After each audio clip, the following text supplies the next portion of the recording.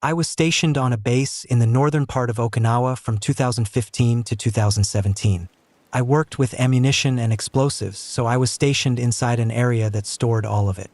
This place was a gated-off 250-acre area on the cliffside. Anyway, this place I worked at apparently had multiple mass grave sites from the World War II days. During my time there, an elderly Okinawan woman, along with a large group, came and toured through the area, and she pointed out some spots for the sites. Pretty wild to think about, but let me tell you about an experience that scared the shit out of me. Sometimes, things would happen that required someone to go there during off hours. Because of my position at the time, it was always me.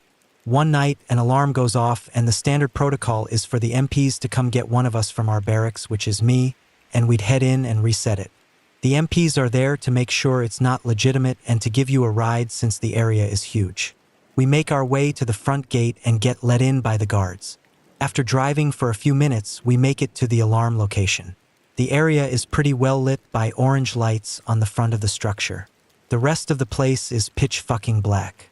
The only thing you can see is the next lit-up structure down the road a ways. I walk up to the panel and reset this alarm that constantly gives us problems. No biggie. Same shit, different day. I head back to the car with the MPs, and we're kind of just standing around shooting the shit before we head back down. As we're getting into the car and I'm cramming myself into the back seat of this patrol car, I hear the loudest blood-curdling scream ever. My blood pressure shot through the fucking roof, and we all were wide-eyed, asking each other, "What the fuck was that?" One of the guys I was with said it must be a mongoose. There was no fucking way. Then again, this eardrum-shattering scream. We noped the fuck out into the car and started driving slowly away while the driver hit the tree line on the side of the road with his spotlight. Then again, the scream. It stopped quickly, but this time, while the light shined through the wooded area, we could hear branches and shit moving, like someone running towards us from within the jungle. We sped off down the road and to the front gate. We told the guards about it, and they weren't even surprised. They said they hear crazy shit all the time. Sometimes they see black figures way up the road just walking. That was my only experience, but I have some friends who have seen and heard wild shit up there too. There are tons of ghost stories for all the bases here. My favorite is the cigarette ghost. I believe it's on Camp Hansen.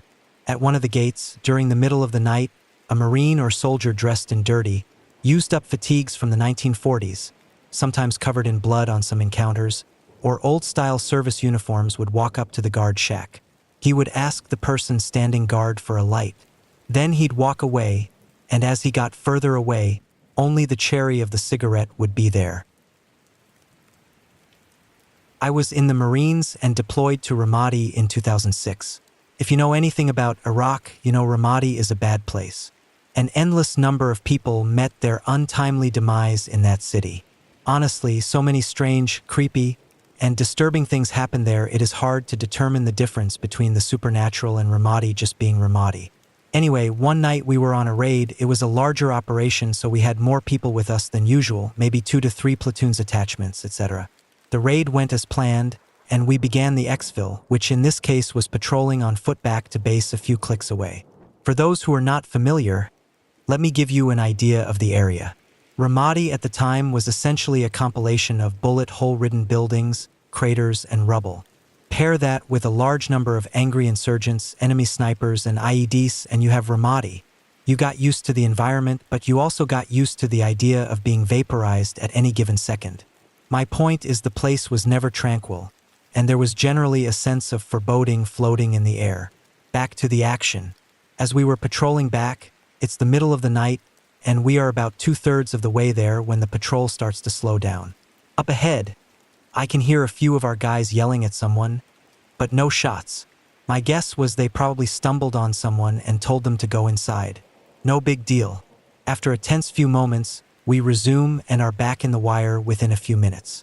As soon as we get back, I hear that some real weird stuff happened on our way back. Loving a good story about weird stuff, I hunted down the guys who were there and asked what was up. They seemed pretty freaked out, which after a few months in that city is hard to do. Here is their account of what went down. As we were passing an old/abandoned ice factory, my buddy looks over and notices a random little girl walking out of the building towards them. Unfortunately, in that part of the world, even a little girl can kill you. Insurgents don't mind using kids. So he turns and yells to her to stop. The girl doesn't even look up or acknowledge him. 2 other Marines have taken notice and have stopped to face her. She keeps walking towards them. Now all 3 of them are yelling for her to stop in English and Arabic. Still no response. The rifles come up, and they keep yelling, praying to God she will stop. About 2 steps from someone having to make the worst decision of their life, she randomly stops, turns right, walks to the corner, turns right again, and starts walking down the main road through town. After about 25 yards, they watch through their night vision as she just fades the heck away. No fog, no obstructions, just fades away. These were 3 hardcore guys I knew, not the kind to joke or make things up. All 3 saw the same thing, and most of us at least heard it. After he finished telling the story, the guy just sat there white, staring off, trying to find an explanation for what had happened and what he had seen. I don't think he ever got the answer he was looking for. Just another night in the city of ashes. I was stationed in Panama in the early 90s. We were a supply unit, so when we went out to the field, we would recon for built-up areas that we could use. There are quite a few abandoned buildings in the jungle near the canal. I assume they were used during the actual building of the canal, and then simply abandoned as construction moved on or was completed. Usually, setting up in an abandoned building was a mixed blessing because bats and other animals liked the buildings too, but usually near buildings you also found concrete foundations that must have been used for tenting or even parking and which we could use in the same way. One particular time we drove out to a location that the map indicated had several buildings. It's always a bit weird to be driving through the jungle and then suddenly come up on a group of buildings sitting in the middle of nowhere, but driving into this particular clearing seems stranger than usual, although I can't really say why.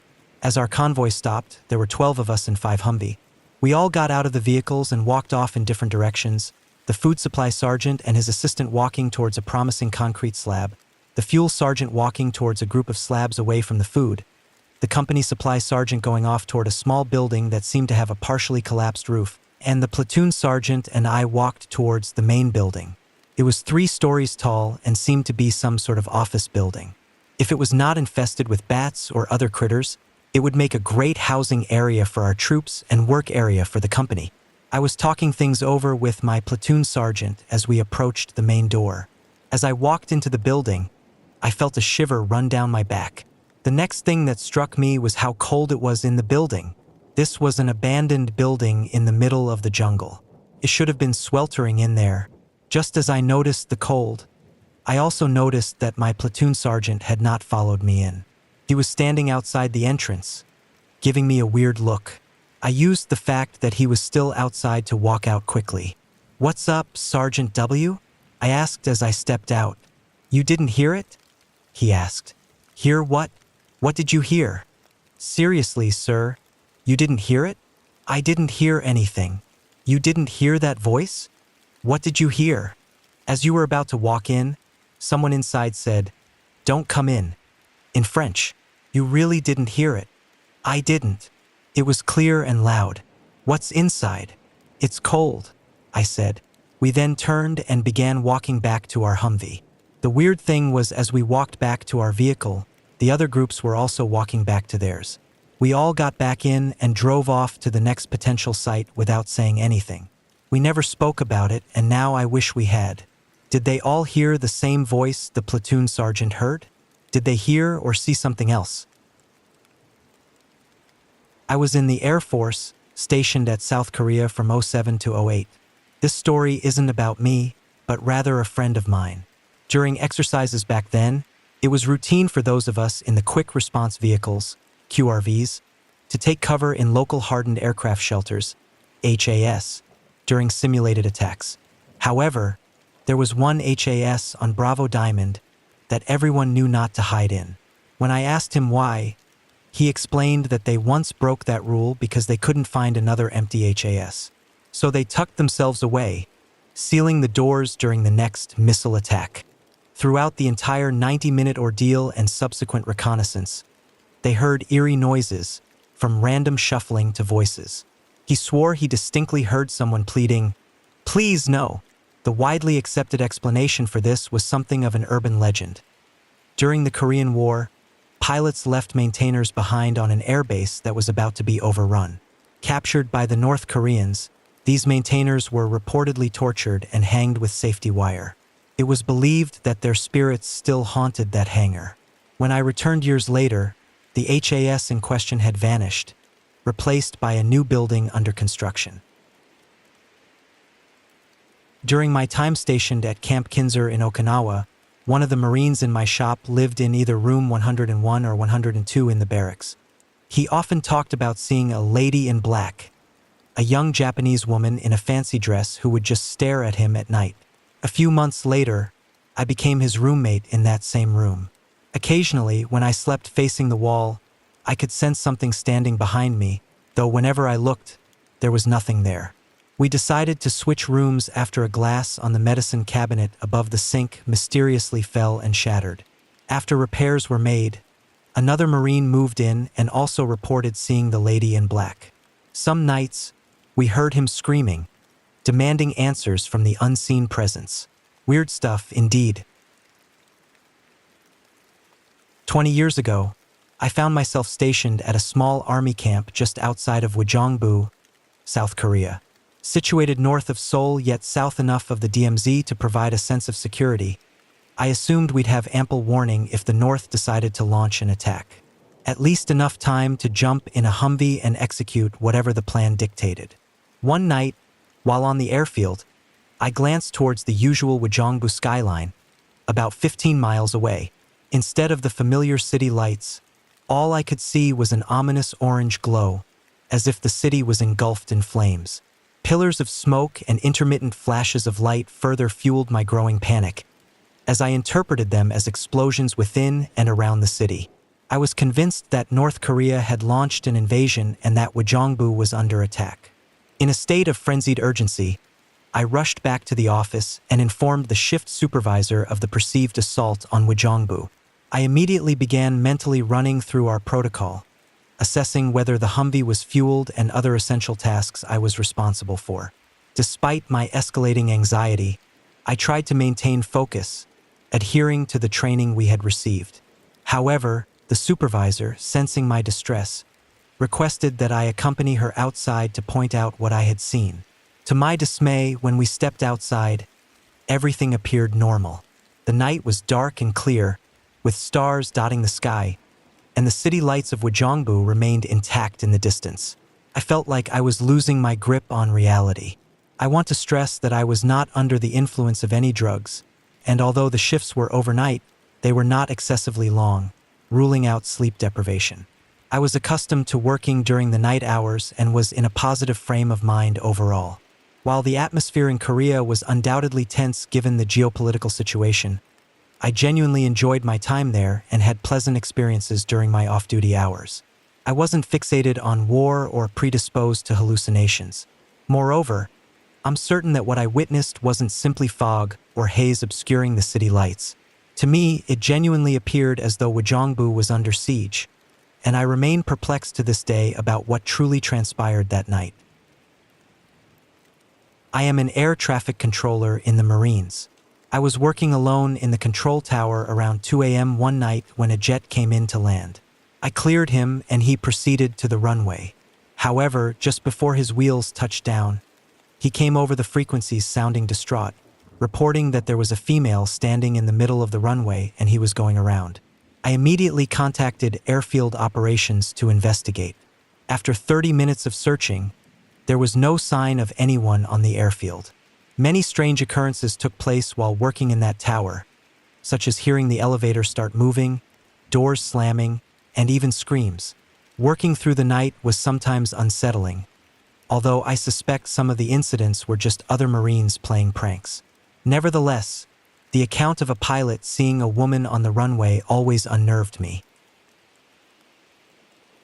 I served in the USAF from '01 to '06.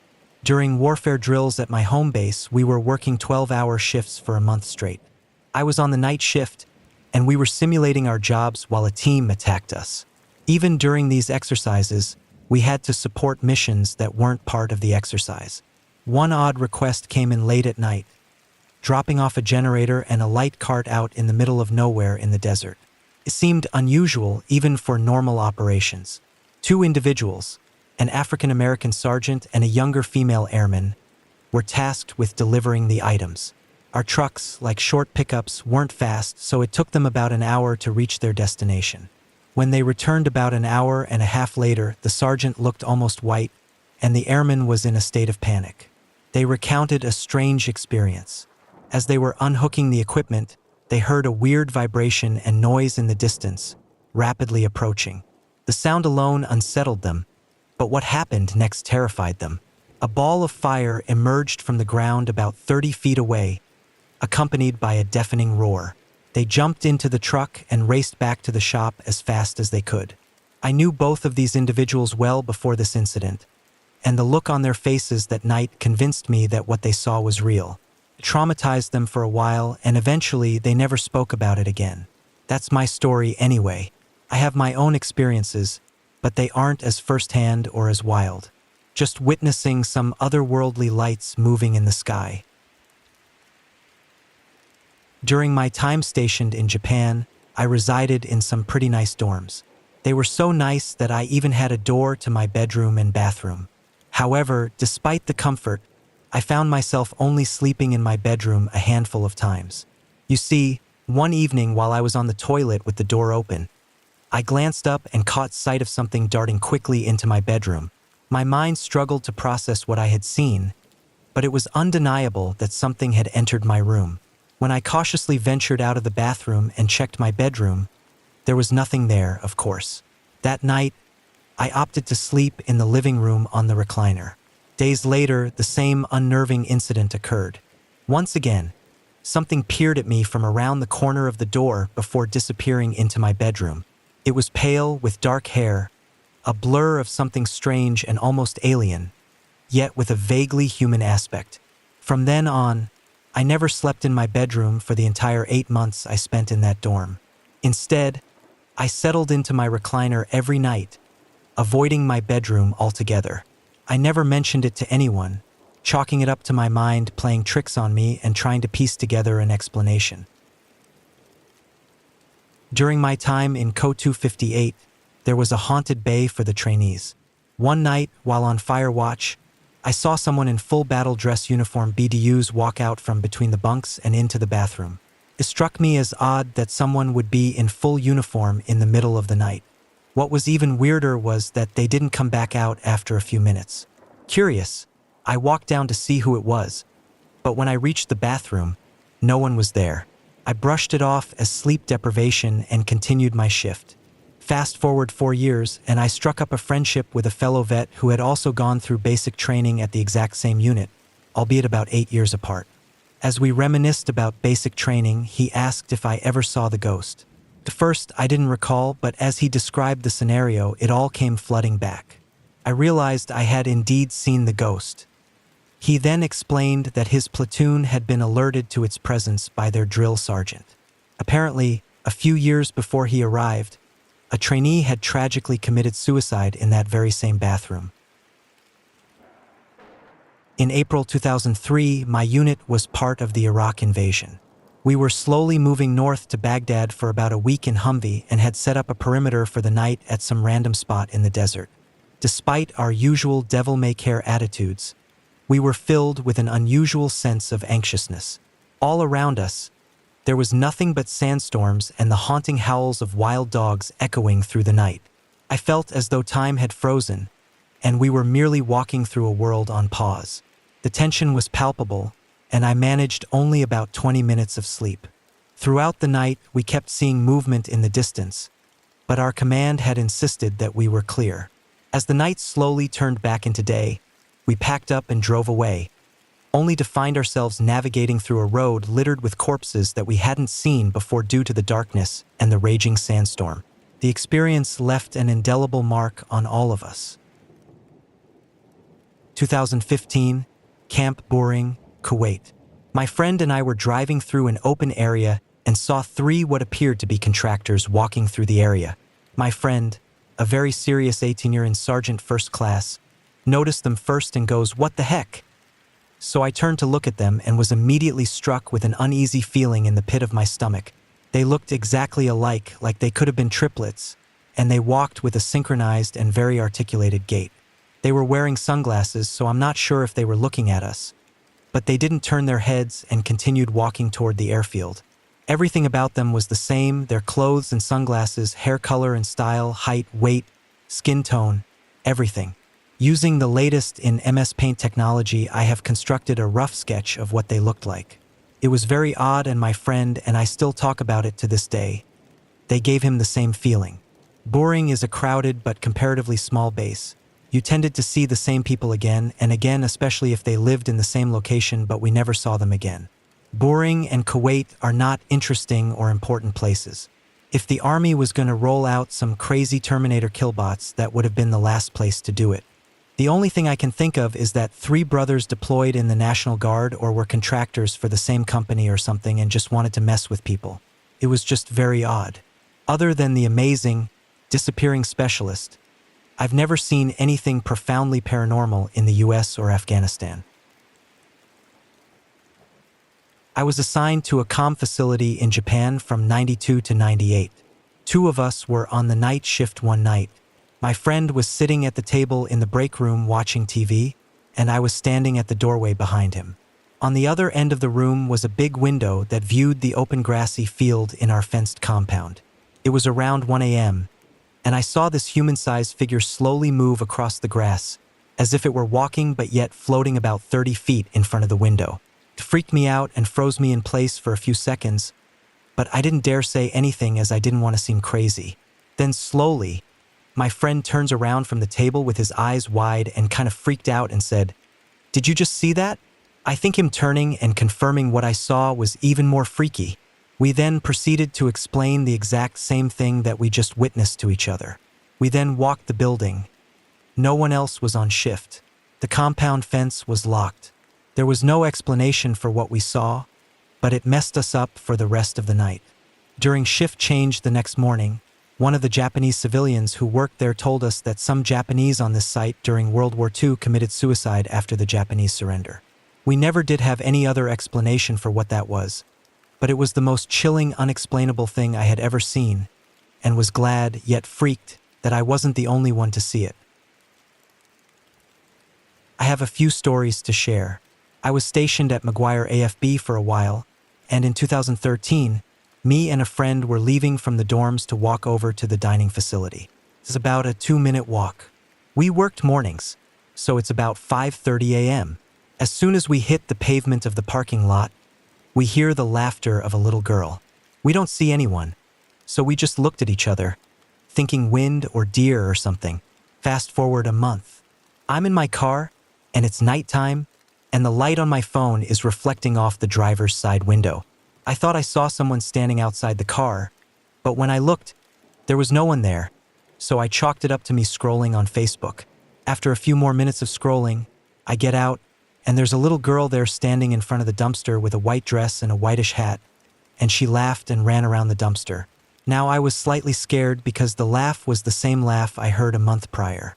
But I was also concerned because there were a few families that live on base, and maybe this girl was a dependent. She was like 8 years old maybe, and it was cold, so I looked behind the dumpster where I thought she was hiding, but no one was there. I circled the thing twice, and my other friend comes out, and she asks what I'm doing. I tell her the story, and she helps me look in one of the abandoned buildings that's right next to ours. I think there's no way this little girl could be fast enough to run into the building by the time I got behind the dumpster. But we looked and found nothing. Ghost girl. Next story wasn't me, but a friend of mine who was previously stationed in Guam. He said he was on the 2nd floor of a 3-story building, and his neighbors upstairs would always run around at night.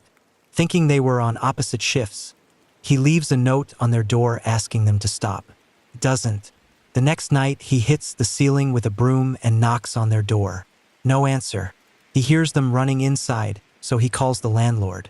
The landlord is drunk at a party, so he goes and picks him up. He explains the situation on the drive back, but the landlord says he doesn't rent out to anybody.